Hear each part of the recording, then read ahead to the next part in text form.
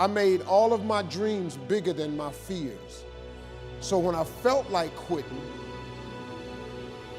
the results would have been devastating to the goal I was trying to attain.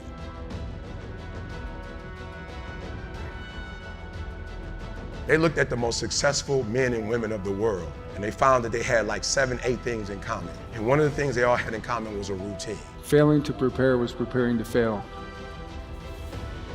When you're trying to become successful, one of the most important things you can do is figure out how to manage your time in the most efficient way possible. You don't want to be stuck not having enough time to get stuff done. You don't want to have too much going on so that you don't have enough free time to focus on what you really want to. You're going to make time for what is important to you no matter what. Whatever it is that's going to take up your time, whatever is important to you. Because that's the way you live life, is you spend times doing things that you find important to your everyday life. A lot of people just get stuck at going through the same rotation every day and getting in this monotonous grind of which is just constantly building to nothing. But the people that truly want to become successful take bits and pieces out of their time and out of their day to truly focus on what's deeply important to them and what will further progress them throughout life. And they're going to try to get as much time of that as possible. And that can mean they wake up extremely early to have 2, maybe 3 hours to their day of untouched, focused work on their goals and dreams.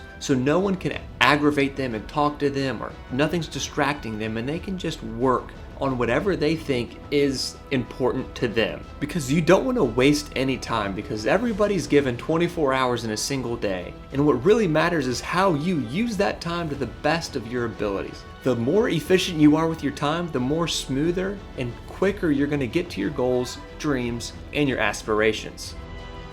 The night before a game, I ate the same food. I went to bed at the same time. I got up, I ate the same breakfast. So the routine and the preparation, some people call it superstition, but it's a routine. The stronger your mindset is, the greater your skill set is going to be. We remember the stuff we earn, the stuff we experience, more than what the teacher tells us or what someone gives us for free. A company is simply a group of people. As a leader of people, you have to be a great listener, you have to be a great motivator, you have to be very good at praising and looking for the best in people. You think Warren Buffett reading just to be reading? The majority of you are poor because you read poor stuff. Everything was done to try to learn how to become a better basketball player. Everything. And so when you have that point of view, then literally the world becomes your library to help you to become better at your craft. It's what goes on between this year and in our hearts that determine our lives out there. There's no world out there except what's going on here. How can I afford it? 24 hours in a day where you're alone in this brain. At 13 years old, I had a kill list, Street and Smith basketball ranking, and I was nowhere to be found. So I was like 57 on the list. And so I would look at 56, 55, all the way up to number 1, who these players are. So when we go on an AAU travel circuit, hunt them down and knock them down. How can I do that? What would it take, or why should I do that? Your brain is the only thing you have when you're going through depression, hard times, you're going through death. While everybody else is, partying it up Saturday, whether they won or lost, they're all having a good time, eating pizza, doing this. I'm thinking about how I'm gonna get better. A question opens the mind, a statement closes the mind. See, when you say, I can't afford it, your mind shuts down and you become what you say. Don't toot your own horn, be seen and not heard. Don't show off, don't be a braggart, don't talk about yourself, don't get so much attention. We're told this as little kids. You cannot have success without money. There's a lot of people trying to convince you that you can have success and not have money. Sorry, I came all the way over here to tell you the truth. I didn't come here to lie to you. I don't care what your mom told you, your grandmother, your papa, you read some Instagram quote. Quit making sense of not having money. If you have made sense of not having enough money, if you, your wife, you, your husband, you and your family have made sense of being poor, shame on you. Well, it's the economy. Here's your excuses, I'll give them all to you. It's the economy, it's the property, it's property taxes.